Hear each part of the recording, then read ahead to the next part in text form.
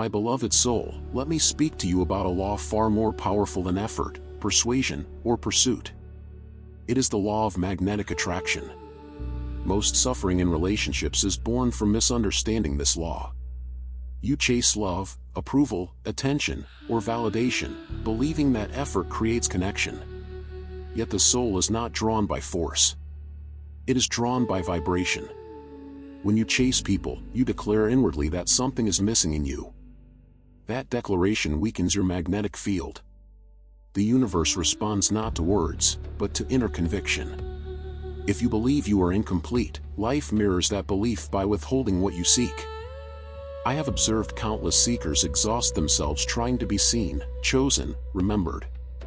They adjust their behavior, silence their truth, or overgive their energy, hoping to be loved. This is not love. This is fear wearing the mask of devotion. Understand this clearly: nothing that is meant for your soul needs to be chased. That which belongs to you is drawn naturally, as iron to a magnet. When effort replaces alignment, attraction disappears. The soul attracts through stillness, not pursuit. When your inner state is calm, fulfilled, and rooted in divine awareness, others feel it without knowing why. Presence becomes more persuasive than words.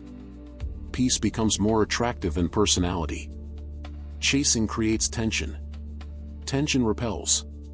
Calm creates resonance. Resonance attracts.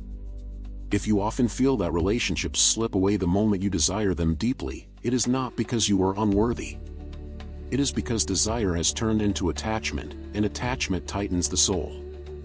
A clenched fist cannot receive. Stop running after affection. Stop proving your worth. Stop seeking validation outside. When you return to yourself, life begins to move toward you. This is the first awakening. You were never meant to chase, you were meant to shine. Beloved one, many fear detachment because they confuse it with coldness or indifference. Yet true detachment is not the absence of love, it is the purification of love. Attachment says, I need you to be whole. Detachment whispers, I am whole, and I choose you freely. When you detach, you do not withdraw your heart. You withdraw your fear. Fear binds, while love liberates. The soul that loves without clinging radiates a quiet power that others instinctively trust. I have taught that attachment arises from identification with the ego. The ego seeks security through possession of people, roles, outcomes. It believes control equals safety. But control suffocates love, and love cannot breathe where freedom is denied. Consider this: when you stop chasing, you create space. Space allows truth to emerge. Those who are meant to stay feel relief, not distance. Those who are sustained only by your pursuit quietly fall away. This is not loss. This is revelation. Detachment also restores dignity. You no longer bargain for affection or explain your worth. You stand in silent certainty, and certainty is magnetic. People are drawn not to need, but to self-contained joy. When you release attachment, you align with divine flow. Relationships stop feeling like battles and begin to feel like harmony. Love returns to its natural state, effortless, mutual, unforced. The universe is governed by balance. The more you grasp, the more life slips through your fingers. The more you trust, the more life offers itself. This is why I say, let go, and you will receive more than you ever pursued. My dear one, the magnetism you seek in others must first be awakened within yourself. Inner fulfillment is not something granted by circumstances, it is cultivated through consciousness. When your happiness depends on another's response, you surrender your power. When it flows from within, you become sovereign. I have long taught that the soul's natural state is joy. Not excitement, not pleasure, but a steady, luminous joy that arises from communion with the divine. This joy creates an aura so harmonious that it silently invites companionship, respect, and love. People are drawn to how you feel, not to what you ask for. When your inner world is rich, peaceful, and self-sustaining, others sense abundance. Abundance attracts. Need repels. Fulfillment also sharpens discernment. You no longer confuse attention with affection, nor proximity with intimacy. You recognize alignment instantly, because your inner compass is clear. You stop investing energy in connections that drain your spirit. This is the paradox. When you stop searching for completion, life begins to offer you completion-like experiences. When you stop asking to be chosen, you become the chooser. Inner fulfillment does not isolate you. It frees you. It allows love to arrive without anxiety and to depart without devastation. You no longer fear abandonment, because you have found presence within. The soul that is at home in itself becomes a sanctuary for others. And sanctuaries are never chased, they are sought.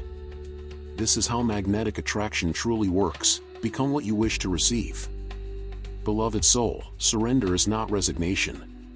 It is alignment with a wisdom greater than personal desire. When you surrender to divine will, you do not lose direction, you gain clarity. The ego insists on timing, outcomes, and control. The soul trusts rhythm, unfolding, and purpose. Many relationships fail not because love is absent, but because willpower replaces intuition. You push, plan, insist, and strategize, while the universe whispers, wait. When you ignore that whisper, friction arises. When you honor it, flow begins. Surrender removes desperation from love.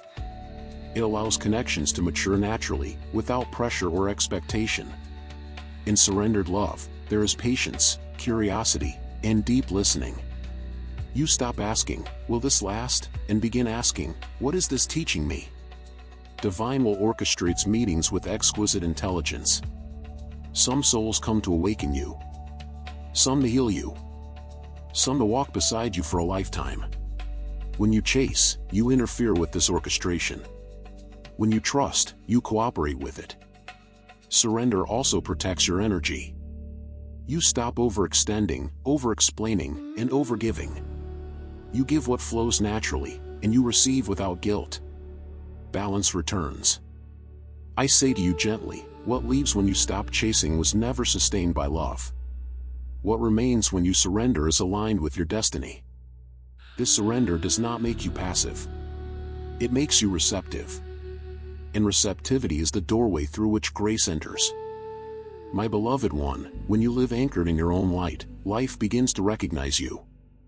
You no longer pursue meaning, connection, or purpose, they move toward you naturally. This is the final expression of magnetic attraction, effortless alignment. To live in your light is to honor your inner truth without apology. It is to act from clarity rather than reaction, from love rather than fear. When your choices arise from inner stillness, they carry a quiet authority. Others feel it. The world responds to it. You become selective, not because you are guarded, but because you are awake. You no longer tolerate what dims your spirit. You no longer chase what requires you to abandon yourself. In this state, every relationship becomes conscious. Living in your light also dissolves resentment. You stop blaming others for unmet expectations, because you no longer build your life upon them. Gratitude replaces longing. Presence replaces anticipation. The soul that is fully present emits a frequency that cannot be ignored. Opportunities arrive unannounced. People appear at the right moment. Even solitude feels complete, not empty. Remember this truth deeply: what is destined for you cannot be blocked, delayed, or taken away. It responds to who you become, not to how hard you try. So stop chasing. Begin being.